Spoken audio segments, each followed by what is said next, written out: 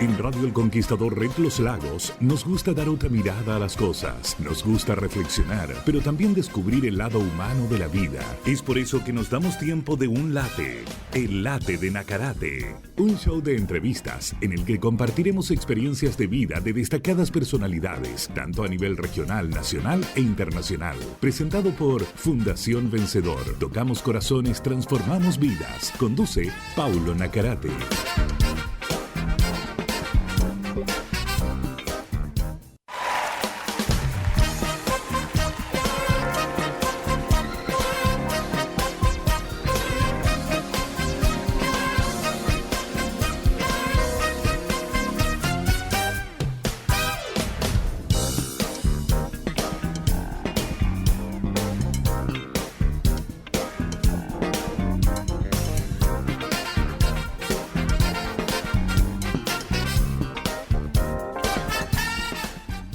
¿Cómo están ustedes, queridos auditores, queridas auditoras? Absolutamente en vivo y en directo este día jueves 21 de octubre.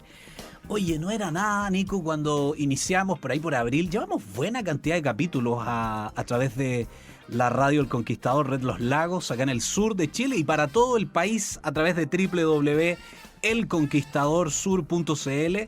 Un gran saludo para todos ustedes, queridas auditores que están ya siendo parte de la audiencia de este late show de entrevistas, en los cuales, por supuesto, compartimos temáticas relacionadas con emprendimiento, innovación, pero mucho hablamos acerca de sentido de propósito. El día de hoy, un entrevistado de lujo. Vamos a recorrer, la tecnología hoy lo permite, hasta Alemania. Así es, desde Alemania ya está conectado con nosotros a través de la plataforma Zoom. Ya le voy a decir de quién se trata. Para nuestros amigos que están en las redes sociales pusimos algún comentario ahí. Vamos a estar hablando de una temática muy, pero muy interesante, sobre todo por los días que estamos viviendo. Pero antes de presentarles a mi invitado, permítame saludar a la querida Fundación Vencedor. Así es, Fundación Vencedor está con nosotros y mandatados por la Fundación hacemos este espacio. Nos interesa tocar vidas, nos interesa tocar corazones, nos interesan las personas. Y quiere que le diga más, aun cuando el ser humano está un poquito en decadencia en varios aspectos, seguimos creyendo en las personas, seguimos valorando la vida de las personas. Y por eso es que a través de la Fundación Vencedor tenemos algunos programas muy interesantes para tocar corazones y transformar vidas. Uno de ellos, Navidad es Jesús. Y quiere que le diga algo, el próximo sábado vamos a tener una reunión ya de planificación y aprovecho de saludar a todo el equipo de voluntarios de la Fundación Vencedor. Vamos a estar en una jornada maravillosa de entrenamiento para llevar cerca de 200 regalos a 200 niños de la isla Mayen, acá en Puerto Montt, acá precisamente en la región de los Lagos, sur de Chile. Así que si quieres saber más de la fundación, www.fundacionvencedor.org. Yo quiero animar a cada auditor, si eres de aquellos que quiere realmente tener una vida de significado, añadir valor a las personas, no sabes muy bien cómo hacerlo, www.fundacionvencedor.org, hay un formulario, lo completas y puedes ser parte del voluntariado, del enorme equipo de voluntarios que de alguna manera u otra están tocando corazones y están literalmente viendo vidas transformadas.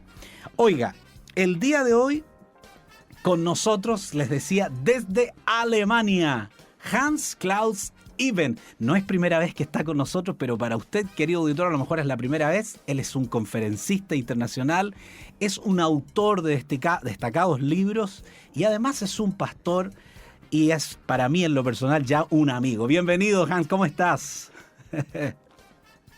Pues hola, saludos a Chile, gracias por la invitación. Hoy sí estoy más o menos bien y contento y también me siento honrado de poder compartir siempre con lugares tan lejanos de mi tierra, pues. Justamente, hay una cercanía entre Alemania y Chile, sobre todo con el sur de Chile, porque el paisaje se parece mucho en algunos casos. Lagos, volcanes, mucho campo, mucho verde, mucha lluvia, así que por ahí hay cierta similitud, Hans. Pues tal vez por eso algunos alemanes se han ido allá en el pasado, ¿eh? Y es cierto, y particularmente esta zona del país mucho destaca por los colonos alemanes que llegaron a fines del siglo XIX, a comienzos del siglo, por ahí entre medio, y muchos de ellos que hicieron cuando no habían caminos, cuando no habían carreteras, muchos de ellos aportaron significativamente acá en el sur de Chile. Así que súper bien. Hans, yo creo que hablemos específicamente de esta temática que hemos compartido ya fuera de micrófono en otras oportunidades acerca de el duelo. Tú escribiste hace poco un libro, el cual yo tengo la dicha de tenerlo. Lo tengo aquí también, exactamente, ahí lo tienes tú. Y es un libro tal vez no tan grueso, no tan grande, pero que a mí me encanta porque es sumamente práctico. Hablas de cosas muy puntuales respecto de aquellos que han tenido que lamentar, en este caso, la pérdida de un ser querido. Pero lo primero que quiero que nos hables un poquito de lo que precisamente escribes en el libro, la gran diferencia entre duelo y luto. Y al mismo tiempo, si pudieras darnos el contexto de tu propia experiencia personal, que también la narras ahí en el libro, ya que perdiste a tu primera esposa. Cuéntanos un poquito, Hans. Pues el libro lo escribí 7 años después de haber perdido mi primera esposa, quien era guatemalteca, o sea que ese es mi enlace al mundo latino. Habíamos estado casados casi 28 años. Ella murió aquí en Alemania, aquí quedó enterrada como misionera guatemalteca en tierras alemanas. Y a los 7 años de haber tenido esta experiencia y tener que pasar por este proceso difícil, me invitaron a predicar en un caso de una iglesia donde había una muerte trágica de un joven. Entonces me senté a preparar una plática sobre el duelo en términos generales, pero como dice la Biblia, se alargó el discurso y seguía escribiendo y escribiendo cuando al fin resultó todo este texto, y un día sentí que valdría la pena publicarlo. Entonces yo escribo realmente, este libro tiene 2 partes. Una es mi experiencia muy personal, muy subjetiva, porque el duelo es y siempre será un proceso completamente individual, que no se puede aplicar leyes absolutas a todo caso, y hay que respetar esta individualidad. Y por otro lado, en el libro hago ciertas reflexiones bíblicas y teológicas respecto a la muerte y la bondad de Dios, y muchas preguntas que surgen en el contexto, principalmente cuando hay personas quienes creen en Dios y sufren una pérdida, surgen preguntas difíciles. Ahora, la primera diferencia que hago en el libro es diferenciar entre luto, estar de luto y el duelo. Sí. Explico de que el luto es lo exterior. Diferentes culturas tienen diferentes maneras de expresar de que han perdido una persona. En Guatemala, por ejemplo, se ponía una moña negra en la puerta de la calle, de la casa. Entonces uno sabía, allá hubo un caso triste. En Alemania se vestía, en mi tiempo, en el siglo pasado, se vestía de negro, algunos todavía, para expresar que hubo una pérdida. Y hay diferentes prácticas, y entonces luto es la expresión exterior al mundo, al público. Yo he perdido un ser querido. El duelo es el proceso interior del corazón, el proceso emocional de cómo superar este dolor, esta pérdida, y superarlo en el sentido de que uno puede llegar a tener una vida después, porque muchos, los que hemos experimentado eso, llega el momento en que uno se pregunta por qué y para qué quiero seguir viviendo. Sí. No es un deseo de morirse, pero es una falta de deseo para continuar viviendo. Y eso es un punto que se tiene que lograr y vencer para que realmente el proceso del duelo al final puede traer beneficios. Porque incluso la gran bienaventuranza de Jesús en Mateo 5:4, bienaventurados los que lloran, porque ellos recibirán consolación. Esta consolación va más allá de que se me quite la tristeza, sino que está hablando de entrar a una etapa nueva de vida diferente. Seguramente no va a ser igual la vida, pero sí puede ser diferente e incluso puede ser buena. Puede ser incluso mejor, aunque eso depende mucho del individuo cómo lo ve. Sí. Hay algo interesante que usted también describe, Hans, en el libro, que tiene que ver con parte de lo que estás compartiendo ya. El tema de que el duelo es una actividad y no necesariamente un estado de ánimo. Yo creo que las personas que lo han experimentado pueden quizás decirlo, pero ¿cómo se aprende a vivir, ¿no es cierto?, con esa actividad en el día a día como parte de un proceso y no necesariamente un evento, como bien explicaste que es en el caso del luto, ¿no? La gente se viste de determinada manera, puede compartirlo un día, 2 días, hay culturas que incluso celebran 30 días, ¿no es cierto?, con fiestas y todo lo demás. Pero cómo el duelo pasa a ser una actividad que a lo mejor te va a acompañar el resto de tu vida, ¿no? El desafío verdadero del duelo es de que, como la bienaventuranza que mencioné, donde en el español se ha traducido los que lloran, pero en el griego no usa la palabra llorar, sino que usa un verbo que realmente describe el procesar el dolor. O sea que es algo que yo conscientemente decido hacer. Tomo la decisión de enfrentarme al dolor, soportarlo, aprender a soportarlo, luego lo suelto y en este proceso uno es sanado. Y la cosa es que muchos piensan de que la bienaventuranza no es para los tristes. La bienaventuranza es para los que activamente, conscientemente y voluntariamente toman la decisión: yo le voy a ver al dolor en la cara y voy a aprender a vivir con él hasta que se vaya.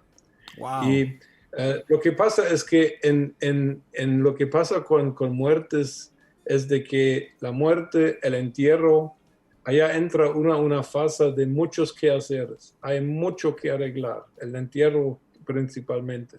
Pero después hay que arreglar jubilaciones, hay que arreglar banco, hay que arreglar un montón de quehaceres.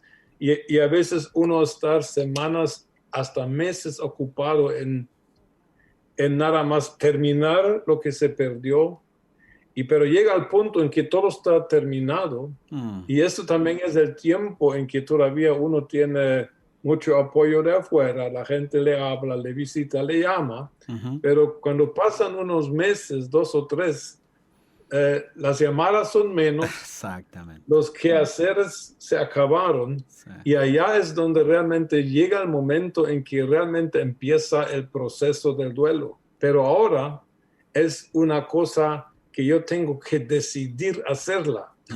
Antes me obligaron a enfrentar el asunto. Tengo que escoger el tipo de entierro, tengo que escoger la caja, muchas cosas. O sea que las circunstancias me obligan a enfrentar el dolor, pero llega el tiempo en que ya nada me obliga. Y si yo no voluntariamente le miro al dolor en la cara, entonces no va a suceder. Y allá es donde muchos se quedan, y este tiempo del duelo que no debería tardar más de 5 o 7 años, pero puede tardar el resto de la vida. Sí. Sin provecho y sin beneficio realmente, si uno no aprende a realmente enfrentarse. Y en mi libro lo que hago es, lo más sencillo es compararlo con fisioterapia después de una cirugía de la rodilla. O sea que le operan la rodilla y la operación queda bien, pero después uno tiene que lograr la movilización de la articulación otra vez. Y eso se hace con fisioterapia. ¿Y qué hace la fisioterapia? Le enseña a uno a mover primero un poquito hasta que duela. Hay que aguantar este dolor y descansar. Y ya el próximo día uno ya la puede doblar otro centímetro más, duele, pero y en el enfrentamiento con este dolor es lo que sana. Sí. Pero evitar este dolor es de que la rodilla no se va a volver a movilizar jamás bien. Y eso es para mí el cuadro del proceso del duelo.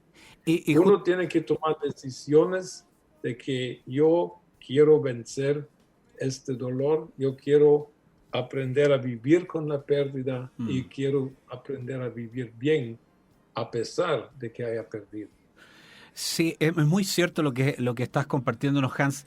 Hay mucha gente que el dolor lo quiere evitar y no lo quiere enfrentar a la cara, como tú nos dices.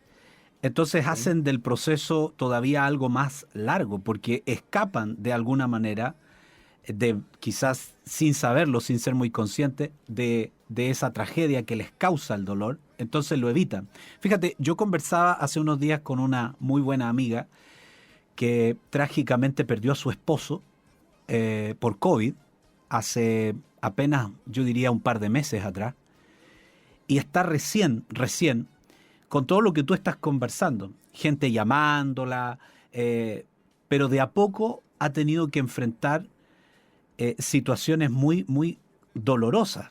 Entre ellas, me contaba el otro día, iba conduciendo, me decía Pablo, iba conduciendo, y de repente veo, ella lo dice de esta forma, veo a mi esposo y le digo, oye, le decía con cariño, gordito, guatón, ¿no es cierto? Oye, súbete al auto. Y no estaba ahí. Entonces, son situaciones que imagino se tienen que enfrentar. Y la gran pregunta que surge aquí es, ¿cómo lo hacemos para enfrentar el dolor? ¿Cómo se hace esto de enfrentar cara a cara el dolor? Pues la cosa es que hay que evitar distracciones, ¿no? Yeah. Hay que evitar la actitud de que me voy a distraer para no pensar en mi dolor. Y hay gente que se va a trabajar más que antes. Hay gente que se busca hobbies. Hay gente que tal vez se compra un perrito para atenderlo. Sí. Pero todo esto, no digo nada en contra de estas actividades, pero aprender a enfrentar el dolor es tomar decisiones que duelen. Y yo solo puedo hablar de mi parte, de mis ejemplos. Sí. Por ejemplo, mi esposa, por supuesto, era miembro de la iglesia donde yo era pastor.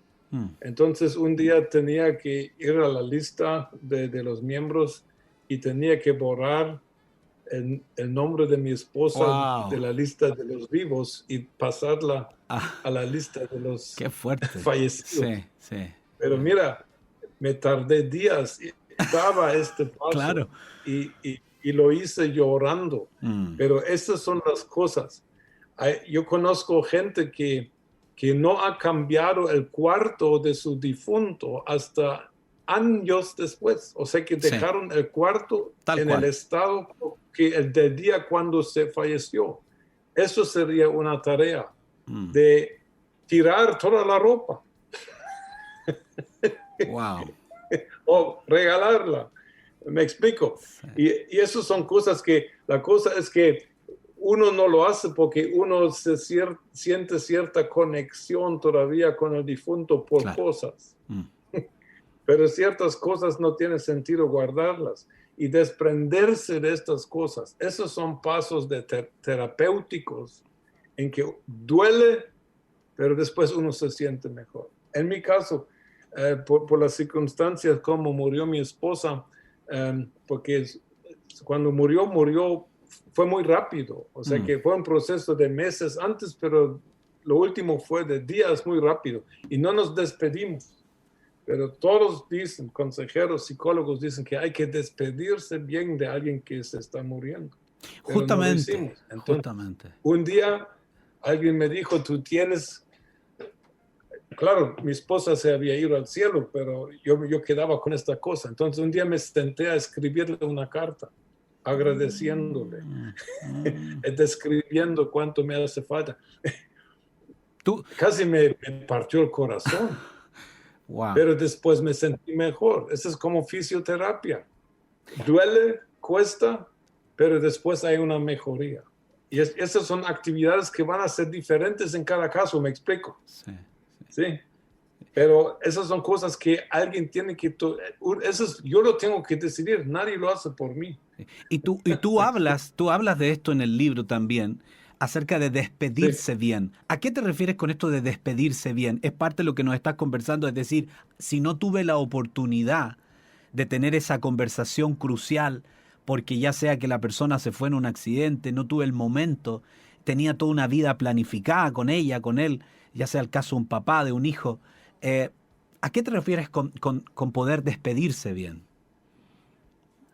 Bueno, en algunos casos no se puede despedir, por ejemplo, si hay muertes por accidentes. Claro. No hay, claro. no hay para dónde.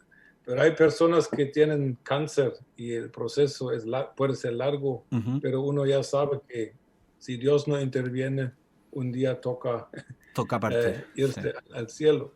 Entonces, despedirse es de realmente formalmente decirle a la persona, igual como uno se va de viaje y uno se despide de su esposa. Claro. Y le dice que te amo y cuídate. Y en este caso sería hablar cosas, mira, hay algo todavía en tu corazón en contra mía, limpiar si no se ha hecho, pues. Agradecer el amor que se ha tenido, la fidelidad, agradecer los años, agradecer las bondades de Dios que se han vivido juntos, y verbalizarlo ayuda. Eso ayuda. Y si no se puede, en mi caso hice una carta y yo puedo testificar, me ayudó, me costó, estuve llorando 1 hora y media con cada palabra que escribía, pero después hubo como un alivio, vaciar, un alivio. Sí. ¿Y tú recomendarías para personas que no lograron despedirse bien que hagan ese proceso similar a lo que hiciste tú, escribir una carta, un poco para que exista ese desahogo, ¿verdad? Si no lo alcanzaron a hacer, digamos, estando la persona fallecida en vida, ¿no? Bueno, a mí, como yo tengo el vicio de que me gusta escribir. Claro. Pero por algo era escrito también. La cosa es que la persona tiene que ver la manera en que le ayuda a ella, porque como dije al principio, el duelo es un proceso individualista. Sí. No hay dos casos idénticos. Entonces, tal vez la persona, si no quiere escribir una carta, podría ser un viaje al lugar donde se conocieron. Irse allá donde se dieron el primer beso y irse allá y recordar el momento y soltar el momento. Y decir que aquí, algo así, ¿me explico? Sí. O sea que uno tiene que preguntarse a sí mismo, ¿qué me ayudaría a mí? En mi caso, me ayudó a escribir una carta. En otro caso, si se logra, se puede hablar con la persona y decirle, por ejemplo, mi esposa logró despedirse de su hermana en Guatemala por teléfono. Eso le ayudó, porque eso a mí me señaló de que sí se estaba yendo, pero después por la química en su sangre, como perdió la conciencia y ya no se despidió de mí. Pero allá cada quien tiene que buscar una manera. Cierto. Queridos auditores, estamos conversando el día de hoy con nuestro invitado desde Alemania, el querido autor, conferencista, además pastor Hans-Klaus Even. Nosotros tenemos que ir a la pausa comercial, pero usted, por favor, no se separe de la sintonía. Al regreso tengo un par de preguntas más para Hans relacionadas con el tema del duelo. ¿Cómo podemos confrontar el dolor y encontrar consuelo, por ejemplo? Si a lo mejor ahí hay algún auditor que ha perdido un ser querido recientemente, por la razón que sea, vamos a tratar de dar respuesta a esta pregunta en el siguiente bloque. Vamos a la pausa, querido Nicolás. Usted, por favor, no se separe de la sintonía. Ya estamos de regreso aquí en el Late de Nacarate. Nos tomamos unos minutos, nos preparamos un café y volvemos con el Late de Nacarate. Presentado por Fundación Vencedor. Tocamos corazones, transformamos vidas. Desde Alemania nos acompaña Hans-Klaus Even, quien además ha escrito un libro relacionado con la temática que estamos compartiendo el día de hoy, hablando acerca del duelo. Sería interesante, Antonella, si hay algún auditor que tenga alguna pregunta relacionada con esta materia, que nos escriba ahí en el Facebook y de alguna manera a ver si alcanzamos a transmitirla, a compartirla durante el transcurso del programa. Nos fuimos a la pausa con una pregunta para nuestro invitado, querido Hans. ¿Cómo podemos confrontar el dolor y encontrar consuelo? En el caso tuyo, perdiste a tu esposa. ¿Cómo encontraste consuelo para tu dolor propiamente tal? Pues el consuelo que realmente es el principal es el consuelo que da Dios, porque Dios es el Dios de toda consolación. Y en el caso de ese tipo de experiencia, claro de que la relación con Dios experimenta cierta tensión, porque yo sé de que Dios es el que me puede sanar mi corazón quebrantado y de que yo mismo no lo puedo hacer. Y el consuelo humano puede llegar hasta cierto punto, pero tiene su límite. Los buenos consejos, las asistencias, las ayudas que uno recibe, todo es muy válido, pero realmente nada puede sanar esta herida que queda en el corazón. Eso solo Dios lo puede hacer. Y lo que impide muchas veces esta sanidad es la pregunta de que ¿por qué Dios no intervino? Sí. Y por qué orando, ayunando, incluso en mi caso que hubo profecías de que iba a sanar mi esposa, ¿por qué a pesar de tanto ayuno, tanta oración alrededor del planeta estuvieron orando por mi esposa y no sanó, se murió? Entonces aquí hay en la teología esta pregunta se llama la discusión de la teodicea, quiere decir ¿por qué el Dios que es todopoderoso y amor, por un lado, que permite sufrimiento, teniendo el poder para quitarlo? O sea que, ¿por qué permite Dios el sufrimiento teniendo el poder para sanar? ¿O por qué permite Dios la muerte teniendo el poder para dar vida? Entonces, estas preguntas son a nivel humano, a nivel cognitivo y de argumentos humanos, no hay chance de resolver esta pregunta. Sí, correcto. Porque uno puede discutir hasta volverse loco y siempre uno encontrará otro argumento que a fin de cuentas va a acusar a Dios. Y ahí está el problema. Mientras acusamos a Dios, no podemos recibir consuelo de Dios. Eso es muy lógico. Sí. Y entonces Dios nos da tiempo y Dios nos permite, según la Escritura, Dios nos invita a presentar nuestras quejas. Ahora muchos creyentes son tan religiosos que no se atreverían a decirle a Dios, tú actuaste mal. Pero si leemos los salmos, hay salmos que son acusas directas en contra de Dios. Claro, ¿Por qué no me ayudaste? ¿Y dónde estuviste? ¿Y por qué me dejaste hundir? ¿Y por qué no me salvaste? ¿Y por qué estoy enfermo y no sano? Así habla el salmista. Correcto. Y así tiene que aprender a hablar uno que está de duelo. Uno tiene que aprender a hablar así con Dios, porque Dios lo aguanta. Y en esta confrontación, sacando incluso mi amargura, mi frustración, mi enojo con Dios, allá puede haber un encuentro con Dios, el que me va a sanar. Pero la sanidad se consigue solamente de parte de Dios. Sí, déjame agregar algo ahí, Hans, porque es súper interesante lo que nos comparte. Ocurre todo lo contrario con los seres humanos, porque efectivamente es tanto el dolor que culpamos a alguien que creíamos tenía el poder para evitarnos ese dolor.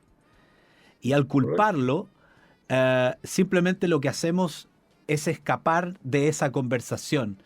Y entonces decidimos cerrarnos ¿verdad?, al consuelo otorgado por Dios, porque no, él no hizo nada, él no se metió, él debería haber intervenido en ese accidente, debería haber intervenido en esa enfermedad y no lo hizo. Así que ahora cierro la puerta, ya no creo. Y hay mucha gente que se va a ese extremo y pierde contacto con su creador. De hecho, probablemente, a lo mejor hay alguno de nuestros auditores en la sintonía en este minuto que pudiera estar en esa postura. Es decir, ¿sabes qué? Me quitó lo más valioso que tenía. E incluso le echan la culpa y entonces cierran la relación. Y el consuelo nunca llega. Ese es un problema y por eso es importante de saber de que el único que me puede sanar es aquel quien supuestamente me hirió. Sí. Pero la cosa es que lo que nosotros los humanos necesitamos es una ampliación de perspectiva. Nosotros solo vemos el dolor y el caso, pero Dios lo ve todo. Y para Dios la vida no termina en la tumba de la persona. La persona va con Dios y tiene otra forma de vida que definitivamente va a ser una mejor. O sea que tenemos que, la eternidad es una realidad y la vida eterna es una realidad para los cristianos. O sea que allá en el duelo estamos siendo confrontados si de verdad creemos lo que desde hace años hemos predicado y oído en predicaciones. Si de verdad creemos que nuestra fe trasciende a otra vida. A la eternidad, ¿no? Entonces es muy importante de reconocerlo. Ahora, en cuanto a Dios, uno tiene que vencer lo que humanamente se siente. Humanamente se siente de que Dios no es bueno, Dios no es justo y que Dios cometió un error. Sí. La Biblia me enseña que Dios es bueno siempre, es siempre justo y no comete nunca un error. Entonces, ¿cómo voy a, cómo voy a unir eso, estas dos cosas? Sí. Y por eso en el Salmo, donde dice 36, versículo 9, parece en español, dice que en tu luz veremos la luz. Quiere decir que nosotros tenemos nuestro análisis de la situación, porque vemos así por un oído y solo vemos lo nuestro. Pero cuando Dios ve las cosas, ve todo. Ve las situaciones eternas y no solamente las presentes. Entonces, cuando empezamos a ver la situación como Dios la ve, entonces uno puede empezar a entender de que la bondad de Dios es una realidad, pero es un desafío grandísimo. Yo no podía cantar canciones que incluían la frase Dios es bueno por 4 meses. Wow. Se me quedaba aquí trabada la palabra en la garganta. Claro. Quería cantar en la iglesia Dios es bueno y no me salía porque en mi cabeza sabía Dios tiene que ser bueno, pero en mi corazón estaba herido y dolido y una lucha. Sí. Es en el proceso del duelo, ese es un punto clave para cristianos que tienen que vencer. Dios definitivamente es bueno, todo el tiempo, 100%. Absolutamente. Hay una última... Personalmente, a mí nada más quiero terminar este punto con eso. Lo que a mí me ayudó, tal vez no ayuda a todos, pero lo que a mí me ayudó es una revelación muy, muy sencilla. Estando parado en la caja de un supermercado. Y Dios me hizo ver en un momento de que la bondad de Dios tiene que ser creída, pero no necesariamente comprendida. Porque la Biblia habla de una paz que sobrepasa todo entendimiento. Quiere decir que habrá cosas que no entendemos, pero podemos tener paz. Si yo quiero comprender la bondad de Dios con mi limitación humana, no voy a lograr, pero yo puedo decidir creer de que Dios es bueno Y eso no es ningún truco psicológico, sino es algo a lo cual la Biblia nos invita.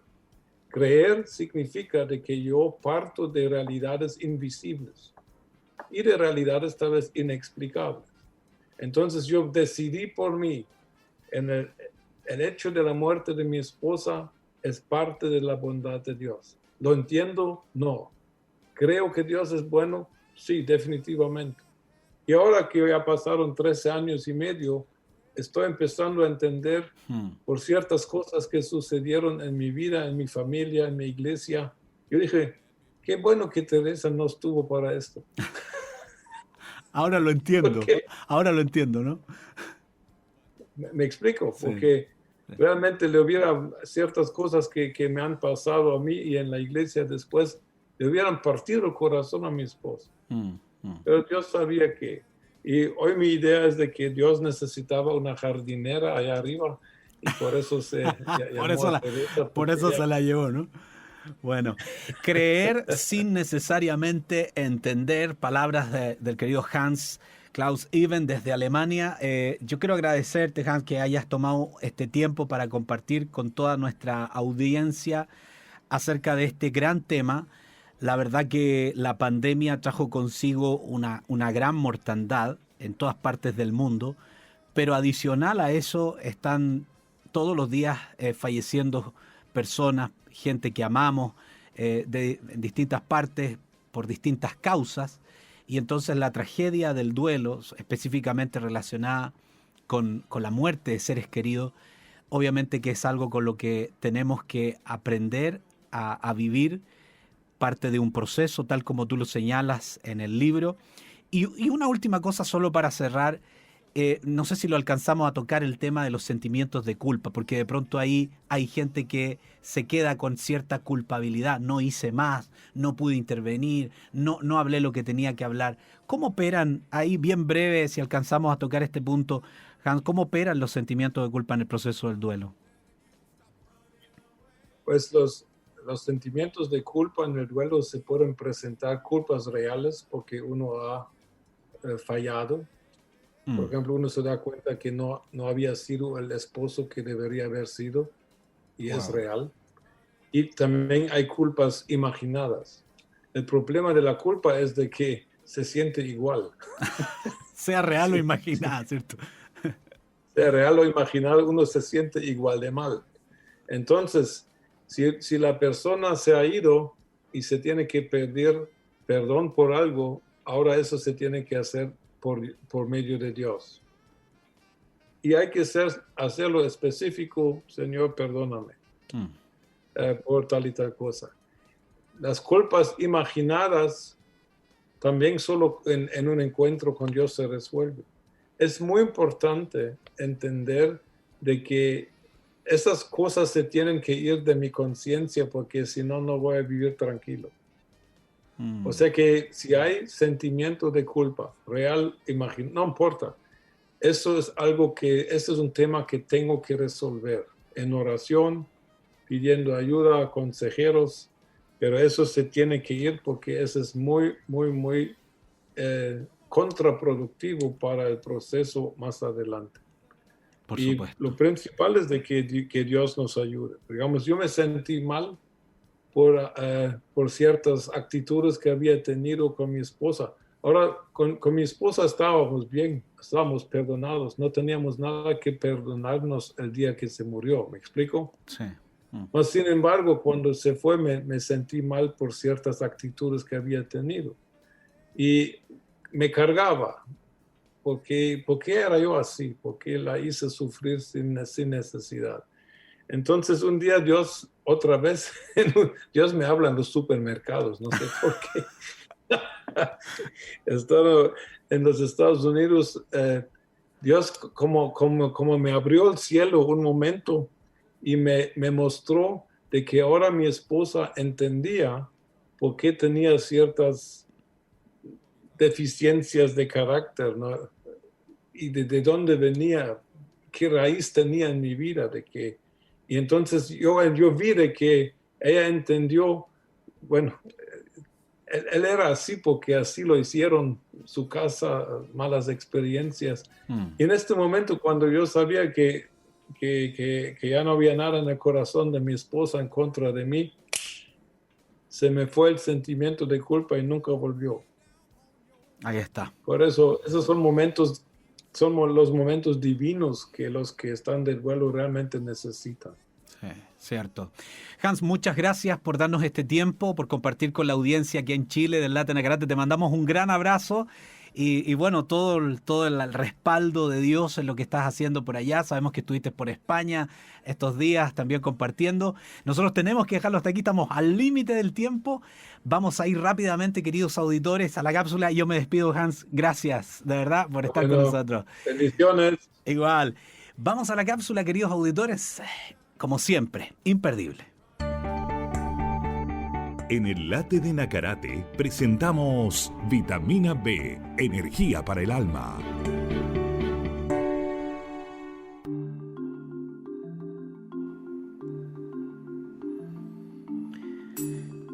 No hay duda que nuestra nación se encuentra viviendo una de las peores crisis de confianza y credibilidad.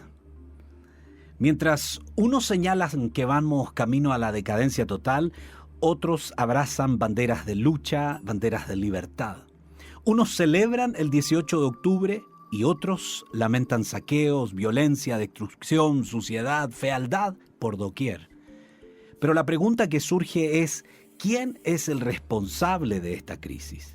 ¿Es el gobierno? ¿Es el Estado? ¿Son las instituciones?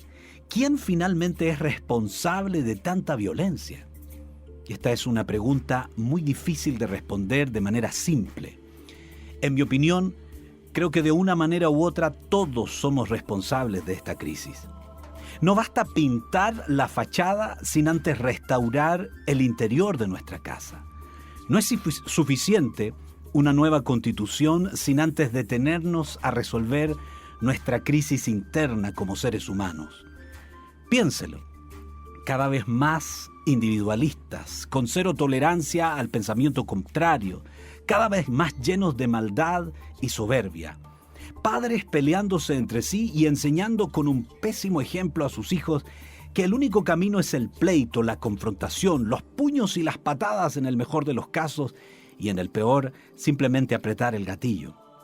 Criticamos la prensa amarillista y los programas de farándula, pero al mismo tiempo consumimos a destajo toda la basura que nos venden. Los medios de comunicación lo saben, y por eso a la hora de hacer debates presidenciales se concentran no en las ideas ni en las propuestas, sino en la vida del candidato, en lo que hizo o en lo que no hizo. La verdad es que pareciera ser que lo bueno, lo noble, lo decente ya no vende. No es atractivo y mucho menos divertido. Pero si ponen en pantalla a dos animadores a agredirse, eso sí vende, eso sí genera rating. No podemos responsabilizar solamente a nuestros líderes.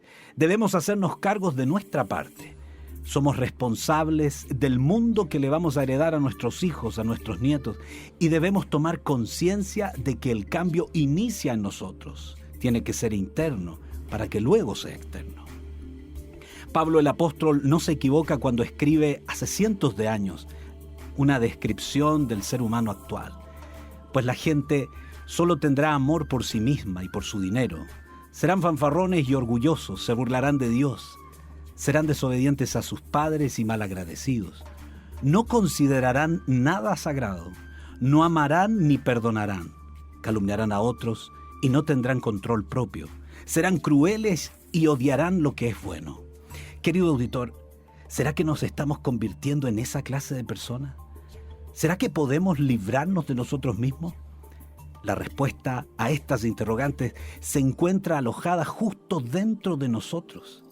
Y para quienes hemos abrazado la fe en Dios, aún hay esperanza, aún hay sueños de una mejor vida, aún hay sueños de un futuro mejor para nuestro país.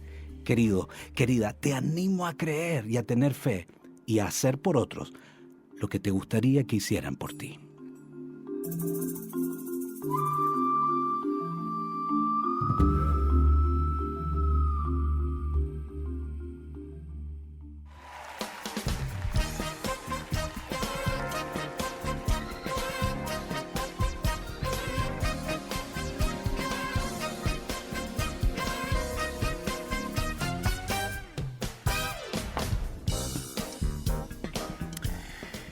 Con esta reflexión absolutamente en vivo, en directo, 15 horas 55 minutos, estamos dando por término el programa del día de hoy. Un gran invitado desde Alemania, el querido autor, conferencista, hablando acerca del duelo.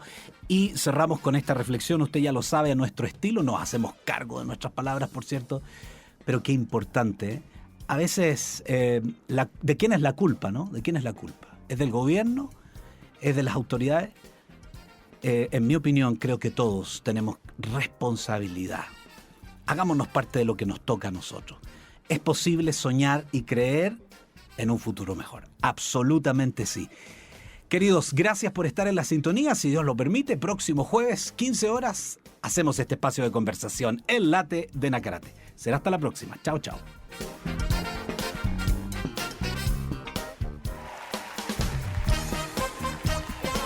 Fueron 60 minutos de una amena charla, distendida, llena de contenido y reflexión. Fue El Late de Nacarate, presentado por Fundación Vencedor. Tocamos corazones, transformamos vidas, con la conducción de Paulo Nacarate.